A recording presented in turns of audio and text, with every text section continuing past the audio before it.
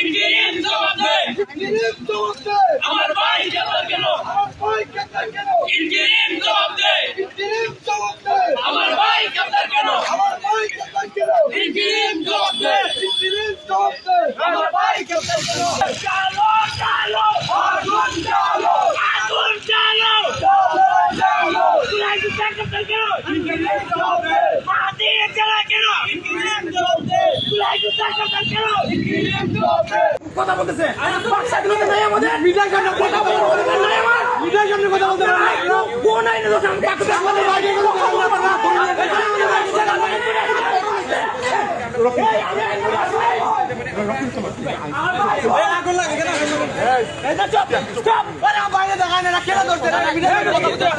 এটা খুবই দুঃখনীয় ঘটনা। মাহাদি আমার বাসায় ছিল, একদল ডিবির ওসি সহ একদল ডিবির লোক তারা আসলো একটা হাইয়েস্ট করে।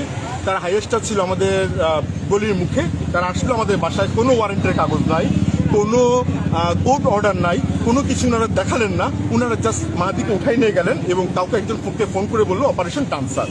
আমরা যখন জিজ্ঞেস করেছি কি জন্য ধরা হচ্ছে, তার বিরুদ্ধে কোনো মামলা, কোনো লিখিত অভিযোগ বা কোনো একটা কারণ তো দেখাবেন ওনারা যে এই একটা কারণে তাকে নেওয়া হচ্ছে, কিন্তু ওনারা কোনো এখন পর্যন্ত কোনো সদুত্তর দিতে পারেন নাই।